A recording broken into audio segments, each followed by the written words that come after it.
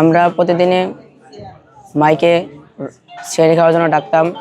প্রথম দিন ওরা আমাদেরকে নিষেধ করেছে, পরে আমরা বন্ধ করে রাখছিলাম।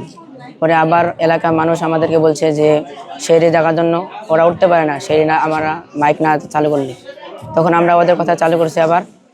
তখন আমাদের হুজুরকে ওরা আক্রমণ করছে।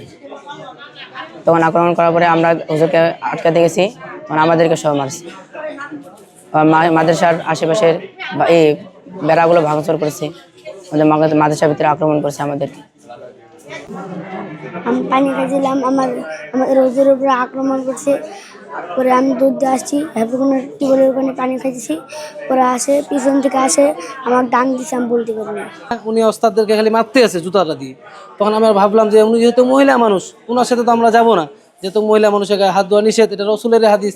তখন আমি কি করলাম, আমাদের মাদ্রাসার সভাপতির বউ তিনাকে ডাক দিলাম যে এরকম ওই যে একটা মহিলা আমাদের মাদ্রাসা ওস্তাদদেরকে মার দিতেছে জুতা দিয়ে। তখন ওই আমাদের মাদ্রাসার সভাপতির বউ ওখানে আসলো।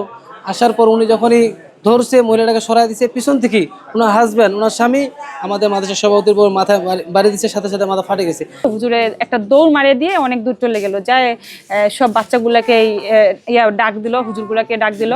আমার কাছে এরকম ভিডিও আছে, ওনারা ব্যাট, স্টাম্প, লাঠি, সাঁটা, যে স্টিলের, লোহার অনেক কিছু এরকম সরঞ্জাম নিয়ে আসে। আমাকে চারপাশে যেরকম কুত্তা মানুষ করে কুত্তার মতো সব হুজুরগুলো দৌড়ে আসে। আমি প্রায় অনেক দূরে চলে আসছি, আমার বাসার কাছেই প্রায়, ওদের মাদ্রাসা থেকে মোটামুটি 1/2 কিলোর বেশি হবে। ওরা সবাই দৌড়ে আসে, আমাকে চারপাশে ঘিরে অ্যাটাক করে ফেলে। হ্যাঁ, আমি একটা মহিলা মানুষ, ওখানে কোনো মহিলা প্রথমত ছিল না যে আমাকেও করছে, মারামারি করছে, মারধর করছে। সব থেকে বড় দুঃখের বিষয় যে মাদ্রাসার নামে কলঙ্ক, মুখোশধারীরা আমাকে এই প্রথম মহিলা মানুষ, আমি একটা মহিলা হয়ে এরা শত শত হুজুর, বাচ্চা, এরা আমাকে অ্যাটাক করলো। হ্যাঁ, তো আমি আপনি জুতা দিয়ে করছেন হুজুরদের, এটা অবশ্যই আমি মানবো। যদি আমি দোষ করে থাকি, ওনাদের এরকম কোনো প্রমাণ, সাক্ষী বা ভিডিও ওনারা দেখাতে পারবে, কিন্তু আমি অবশ্যই পারবো। ওনারা যে আমাকে অ্যাটাক করলো কিভাবে ব্যাট দিয়ে আঘাত করলো, কিভাবে স্ট্যাম্প দিয়ে করলো, কিভাবে স্প্রিংয়ের, লোহার, অনেক রকম সরঞ্জাম দিয়ে কিভাবে, কোন হুজুরে কিভাবে আমাকে মারলো, আমি প্রতিটা ভিডিও আপনাদের দেখাতে পারবো। ঘটনার প্রেক্ষিতে নিয়মিত মামলা রুজু করা হয়েছে, আসামি গ্রেফতারের চেষ্টা অব্যাহত আছে। মামলাটার তদন্তাধীন।